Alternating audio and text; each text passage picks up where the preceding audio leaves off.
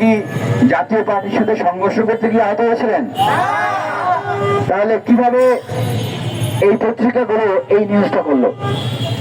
ঠিক আজকে যে কথাগুলো এখানে বলবো, ঢাকা বিশ্ববিদ্যালয়ের একজন শিক্ষার্থী হিসেবে, বাংলাদেশের একজন নাগরিক হিসেবে এই দেশে ঘটে যাওয়া প্রত্যেকটা অন্যায় অবিচারের প্রতিবাদ করেছি। সেই জায়গা থেকেই প্রতিবাদ করছি।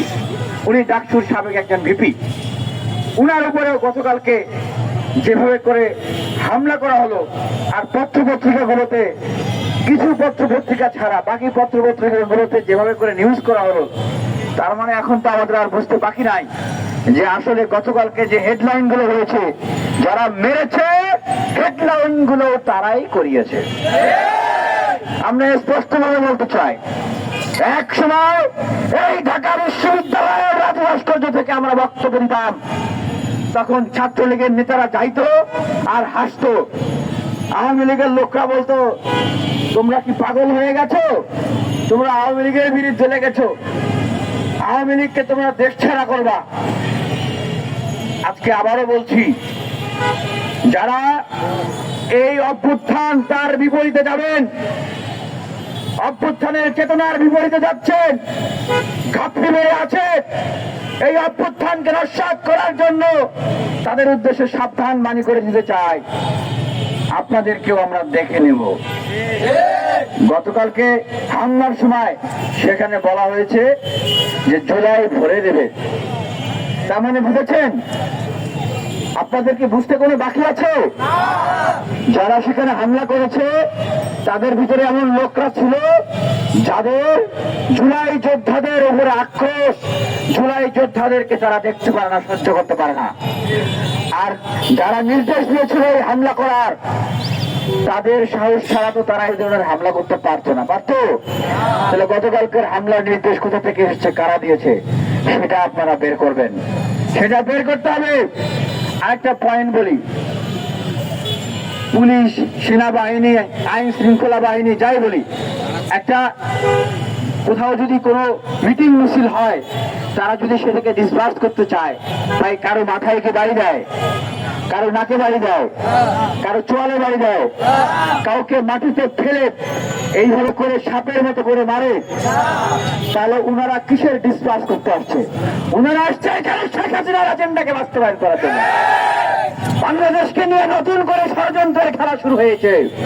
রাজনৈতিক দলগুলোর উদ্দেশ্যে বলবো, জুলাই যোদ্ধাদের উদ্দেশ্যে বলবো, তরুণদের উদ্দেশ্যে বলবো, দেশের মানুষের উদ্দেশ্যে বলবো, নতুন করে বাংলাদেশের রাজনৈতিক পরিস্থিতি নিয়ে ষড়যন্ত্র শুরু হয়েছে। গতকালকে ডাকসুর সাবেক ভিপি নুরুল হক নুরকে এই প্রক্রিয়ার ভিতরে, এই সুযোগের ভিতর দিয়ে তাকে হত্যার উদ্দেশ্যে সেখানে হামলা করা হয়েছিল। আল্লাহ হায়াতে হতে তাকে এখন পর্যন্ত বাঁচিয়ে রেখেছেন, আমরা তার সুস্থতা কামনা করি।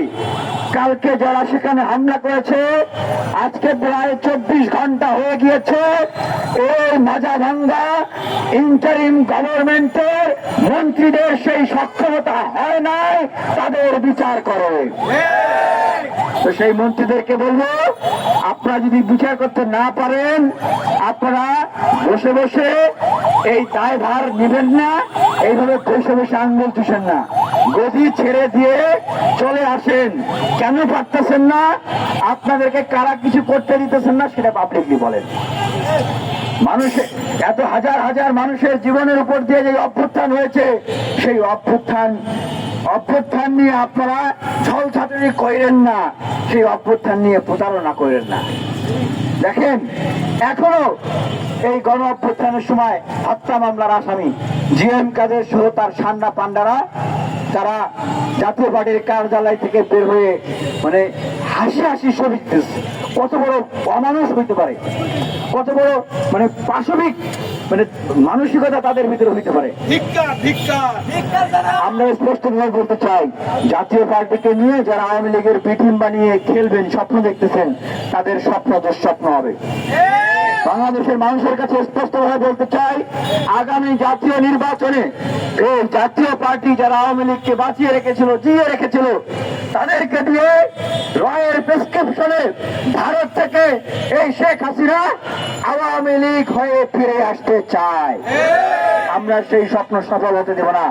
আমরা সেনাবাহিনীর উদ্দেশ্যে বলবো, আমরা বাংলাদেশের প্রত্যেকটা ক্রান্তি লগ্নে আপনাদেরকে জনগণের পক্ষে, দেশের পক্ষে অবস্থান নিতে দেখেছি। আপনারা স্বাধীনতার সার্বভৌমত্বের অতন্ত্র প্রহরী, আপনাদের প্রতি আমাদের সেই সম্মান এবং ভালোবাসা আছে।